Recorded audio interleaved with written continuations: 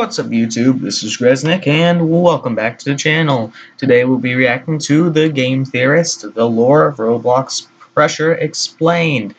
I am a fan of Roblox Pressure. I'm planning on playing it on the channel soon because of the Worth the Wait update part 1. So I'm going to get caught up on the lore. So as always, like and subscribe to The Game Theorist and myself, and let's get into the video. Roblox has a knockoff problem. If you search for any successful Roblox title, you'll find dozens, even hundreds of other poorly made knockoff versions trying to capitalize off their success. However, occasionally, a game that might have started as just another clone will grow and develop into its own. Well, Pressure was pretty different whenever it dropped. I mean, it had the same basis of just walking through doors until you get to door 100, but Roblox Pressure still had its own enemies, with, like, anglers being the only ones that were similar to doors. I mean, Own thing with new mechanics, new creatures, and of course, new lore. And today, we're going to be diving into the lore of one of those successes, Pressure. Hello, Internet! Welcome That title screen is good, actually. I really like this one. to Game Theory, the show that's here to kick down doors and make theories. And I'm all out of doors. Not to worry though, because between the releases of the classic Roblox game Doors, another challenger entered the ring to try its hand at the door-opening horror genre. I am, of course, talking about Pressure. You guys have been begging me to check out this game for months, and you really seem to like our recent Roblox theory, so I figured it was time to finally dive in and see what all the hype was about. Sorry it took me so long. Pressure is a multiplayer horror game that tasks you with navigating a series of randomized passageways, obstacles, and monsters one door at a time. So it's just the same as Doors, right? Wrong, because this time it's underwater. Well, and it has a ton of new monsters that introduce new mechanics to the genre. Things like dodging the feet of giant mechanoid monsters in the open. I mean, it's also, like, in an actual, like, SCP-like facility and not really a hotel, so the setting is pretty different. An ocean while solving puzzles, digging for research files while hiding from anglers. Oh, so many anglers. And instantly regretting activating the imaginary friend remote, which meant having to ignore this guy for the rest of my playthrough. This game— Hey, don't be mean to imaginary friend. They're useful.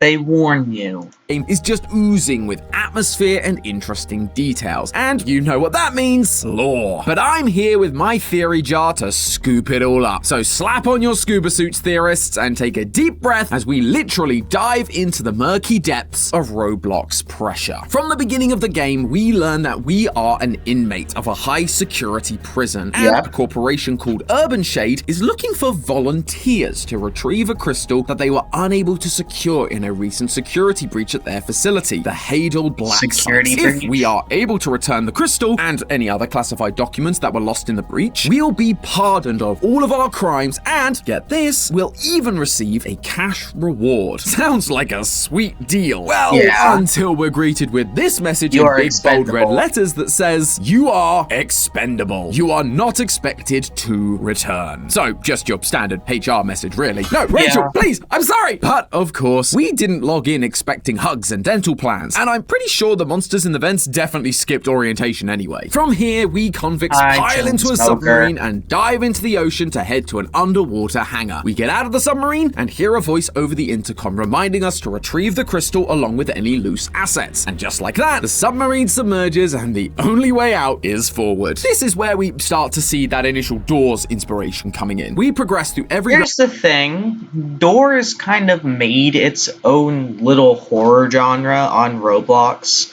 That's just games where the whole thing is make it through 100 rooms, get to the end while avoiding monsters.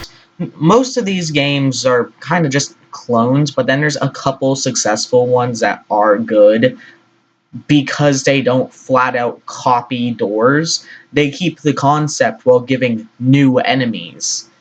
those ones are the ones that actually become successful. Randomized, definitely not OSHA-approved room, ransacking the drawers for key cards, items, and confidential files that double as currency, all with the goal of getting to the next door. And the deeper we go, the worse it gets. We avoid the giant feet of underwater Roombas with anger issues, we repair equipment while being hunted by fish hook-laden squid monsters, and eventually, we reach the control room, which houses the oh-so-precious crystal that's just floating there in the middle of the room like it wants to be stolen. We yank it out, repair even more cables, load into a submarine, and launch out of the facility, ultimately ending up with a black screen that says we delivered the crystal to a, quote, old One thing I know about the update is that there is actually a cutscene at the end of the game now that like shows you this, which is a lot nicer than a blank black screen. decrepit and disgusting looking man in a wheelchair. Our record has been expunged and the money has been delivered into an account for our use. Whew, that was a lot to unpack, but you can see what I mean about how this isn't just another Doors clone. It adds a lot of very interesting elements that differentiate it. However, there is one more thing that they do share. A lot of unanswered questions. Like, where the heck are we? And A90.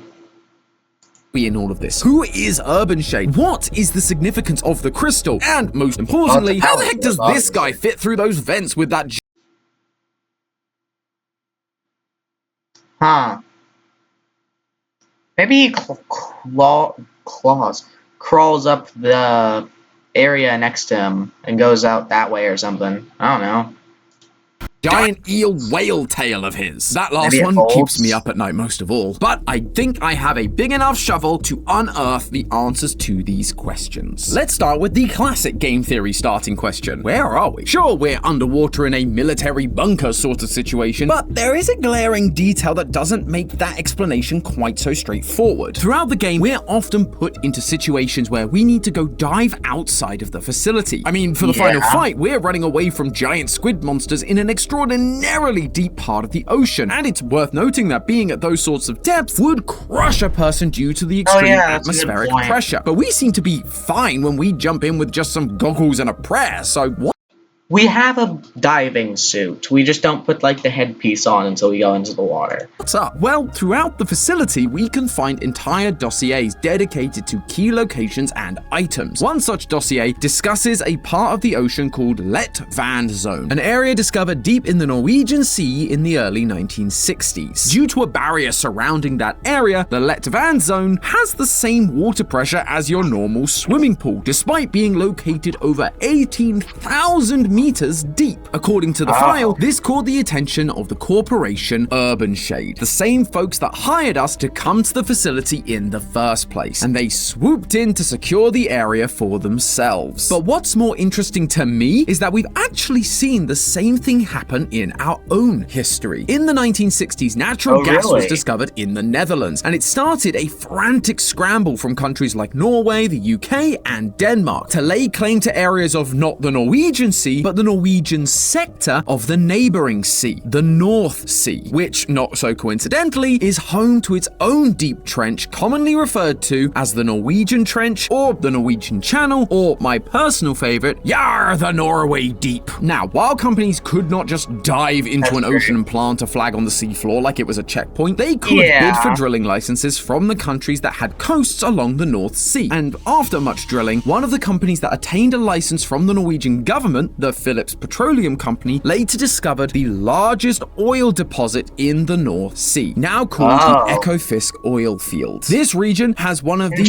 largest oil caches in the world, and in fact has so much oil that the same company, now branded the ConocoPhillips Company, is still drilling there to this day with a license to drill until 2048. All of this is identical to what we're seeing with Urban Shade in the 1960s, with them claiming the Let Van Zone. From here, Urban Shade is extracting resources from this area they're calling the Ridge in the Let Van Zone. We even see them revolutionizing energy in the region, just like Phillips did with its discovery of the Ekofisk oil field. Urban Shade's version is just way cooler because, you know, crystals. However, this crystal wasn't just sitting on the sea floor waiting to be dug up. According to the classified documents about the Ridge, we can find that this video is sponsored by Factor? Wait, how did they know? Well, it's sponsored by Factor. Wow. 0 G Yeah, go to factor.com and use their code for 50% off. AMETHEORY at shipping. But now that my body is fully fed, it's time to feed my brain with some more lore. Let's see what this classified document can tell us about the Ridge. In 1967, after the discovery of Thor's corpse and subsequently Z1, the crystal, the Ridge was chosen as its new home. And to be clear, Thor's corpse isn't just a clever name they gave to a rock formation or something. They're talking about the actual Norse god. In one of the rooms of the facility, you can find this big green hammer surrounded by lightning, and it's called Thor's hammer. It even says that it's too heavy to carry. This Thor they're talking about is the real deal. It's also an interesting choice of words after the discovery of Thor's corpse and subsequently Z1. So first of all, I guess rip Thor, but secondly, by discovering Thor's corpse, they also discovered the crystal. So what was he like guarding it or something? And since is the connection between these two things? Was he wearing some sort of cosmic crystal bling? Was he using the crystal as some sort of powerful energy source? Or was it just a cosmic souvenir keychain he picked up on his way out of existence? Well, theorists, given that Pressure has already used some pretty direct connections to real-world history with its location, let's see if real-world history has anything to say about crystals from this area. Lo and behold, yes it does. If you take a look back at Nordic, and specifically Viking history, you'll find that crystals actually played a big role in those who worshipped the Norse gods like Thor. You see, jewelry was used for much more than just show for the Vikings. Crystals served different uses for people and symbolized power. For instance, sunstone was basically used as a compass stone that helped seafarers find the sun on foggy days, while other crystals like citrine were used to attract good fortune. Analyzing the footage of the crystal we see in the game, we can see that it is a light pinkish color, which is most commonly associated with rose quartz. This type of crystal in Nordic history was associated with healing, especially emotional healing, and is often referred to as the heart crystal. And when you take a closer look at the crystal, it also looks strikingly similar to an actual heart. It has an asymmetrical shape, which is rather unlike the symmetry we'd find in stereotypical crystal, and it has tubes on either end, just like the aortic valves on the top and the inferior vena cava on the bottom. Vena Carna!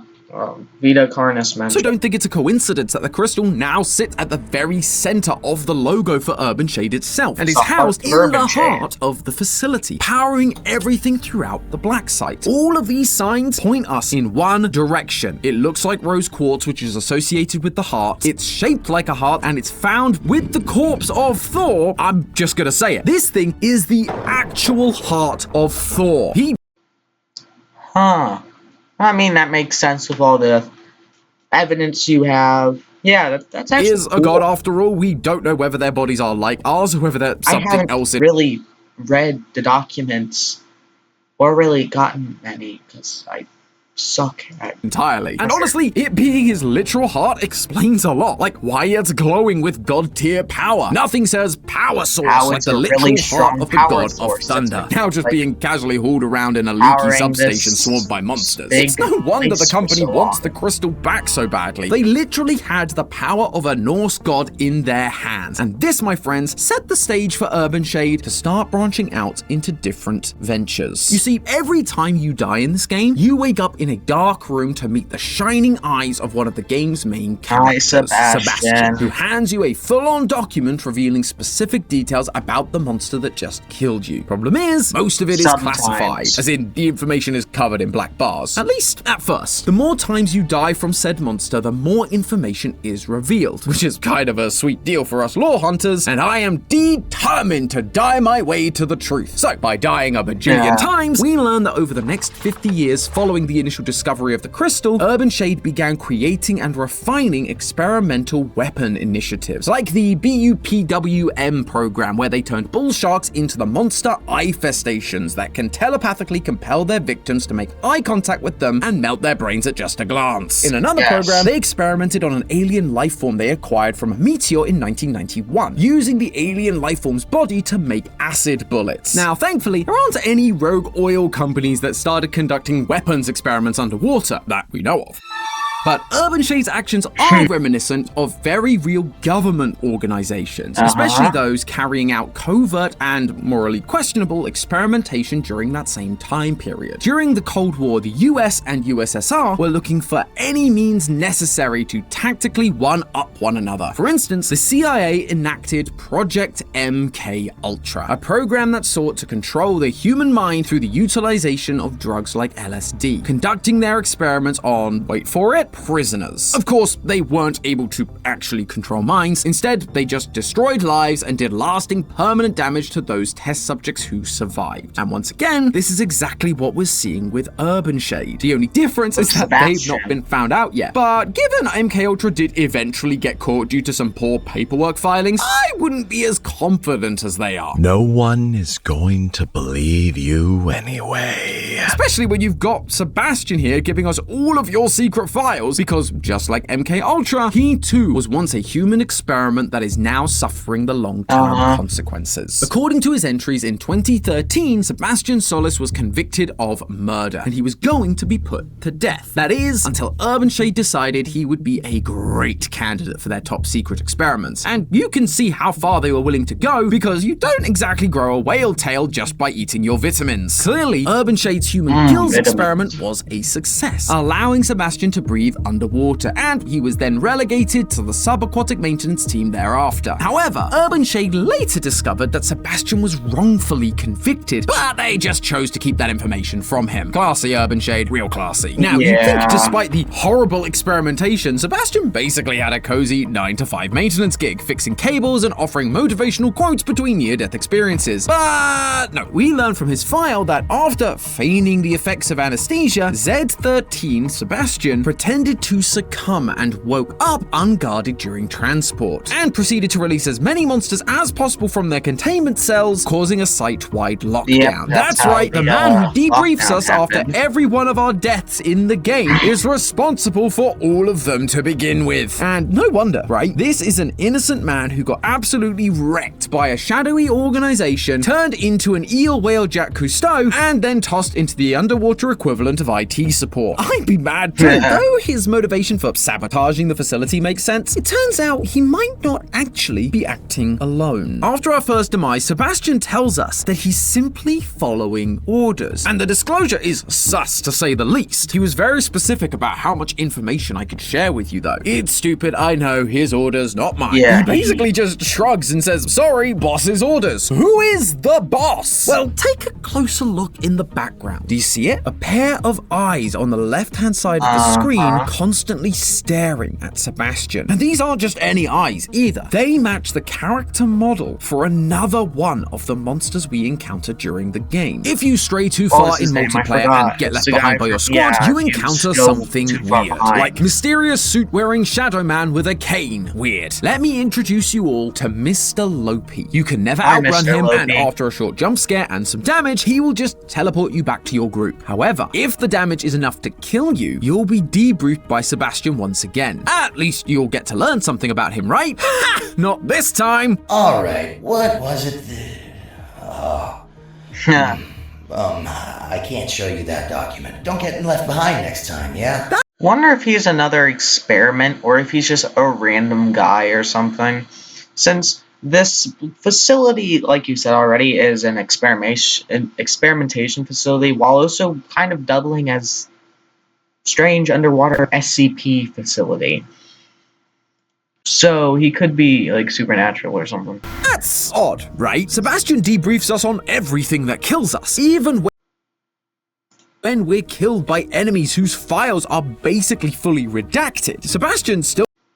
Yeah, any of the, some files you just literally can't see. Shows us something, but not when it comes to Mr. Lopi. Almost as if he is the guy standing watching over, controlling how much information we get to learn. And he doesn't want us learning anything about him. So, who is Mr. Lopi? And why does he make Sebastian's tail twitch? It all comes down to titles. In Pressure, titles matter a lot. They're not just names, they're like underwater resumes with a DC comic flair. Sebastian wasn't just fixing fixing pipes, he was the handyman. And after unleashing monster mayhem, he got promoted to the saboteur. Even the creatures get in on the branding, like the Angler variant nicknamed Chainsmoker thanks to its charming habit of exhaling like a chimney. So when you first encounter Mr. Lopi and we see that he is known as the mysterious benefactor, you can easily gather two things. One, this guy is a big deal. And two, you're probably about to regret meeting him. In case you don't know, a benefactor is someone or something that provides help or an advantage, especially a person who makes a gift. So this means Mr. Lopi likely gave something to Urban Shade at some point, making him a benefactor. Another helpful clue about our mysterious